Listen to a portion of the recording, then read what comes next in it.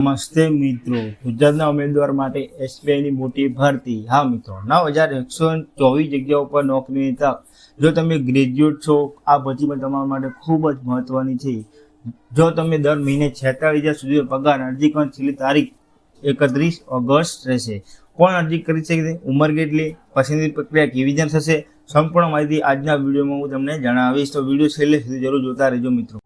તો મિત્રો તમે જોઈ શકો છો, ગુજરાતમાં 330 જગ્યાઓ પર ભરવામાં આવશે ભરતી। એસબીઆઈમાં ટોટલ 9124 જગ્યાઓ પર ભરતી।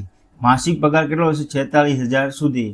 ગ્રેજ્યુએટ હશો તમે 31મી સુધી અરજી કરી શકશો, 31મી ઓગસ્ટ સુધી ફોર્મ ભરી શકશો મિત્રો। તો મિત્રો ભાસ્કરમાં, દિવ્ય ભાસ્કરમાં આવ્યા હતા ન્યૂઝ, તે તો હું તમને જણાવીશ કે શું છે બધી પ્રોસેસ।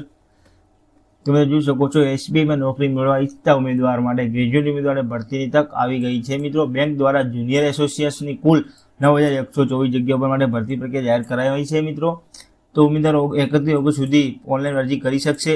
આ ભરતી માટે માન્ય વિષય માટે કોઈ પણ વિષયમાં ગ્રેજ્યુએશન કરેલું હોવું જોઈએ। તો મિત્રો તમે કોઈ પણ યુનિવર્સિટીમાંથી કોઈ પણ વિષયમાં ગ્રેજ્યુએશન પૂર્ણ કરેલો તમે અહીંયા ફોર્મ ભરી શકો છો। પસંદગી પ્રક્રિયામાં પ્રિલિમિનરી અને મેન્સ પામેલો ઉમેદવાર ₹26,730 થી 46,746 સુધીનો પગાર મેળવી શકે છે મિત્રો। હા મિત્રો, તમારો પગાર રહેશે એમાં 26,730 થી 46,000 સુધીનો પગાર તમને મળવા પાત્ર રહેશે। ત્યારબાદ મિત્રો જોઈ શકો, પ્રિલિમ બાદ મેન્સથી થતો અંતિમ પસંદગી। હા મિત્રો, પ્રિલિમ પછી તમને મેન્સથી થતી અંતિમ પસંદગી। તો મિત્રો લાયકાતની વાત કરીએ, માન્ય યુનિવર્સિટી માટે કોઈ ગ્રેજ્યુએશન કરેલું હોવું જરૂરી। હવે તો મિત્રો તમે લાયકાત છે તમારી કોઈ પણ કોલેજ, કોઈ પણ યુનિવર્સિટીમાંથી કોલેજ તમારું પૂર્ણ કરેલી હોવી જોઈએ। તો મિત્રો ઉંમર મર્યાદાની વાત કરું, 20 થી 28 વચ્ચે તમારી ઉંમર હોવી જોઈએ। હા મિત્રો, 20 થી 28 વર્ષ તમારી ઉંમર હોવી જોઈએ। ઓછામાં ઓછી 20 અને વધુમાં વધુ 28 વર્ષ તમારી ઉંમર હોવી। અનામત વર્ગના ઉમેદવાર નિયમ મુજબ ઉંમરના છૂટછાટ મળશે। તો મિત્રો અનામત કેટેગરીમાં જે આવતા હશે એમને એસસી એસટીમાં જે એમને મિત્રો છૂટછાટ, ઉંમરનો છૂટછાટ આપવામાં મળે છે।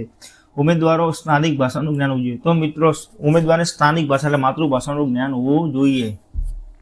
તો મિત્રો વાત કરીએ પસંદગીની વાત કરીએ, પ્રથમ તબક્કે પ્રિલિમિનરી પરીક્ષા, ત્યારબાદ પાસ થનારની મેન્સ પરીક્ષા લેવાશે।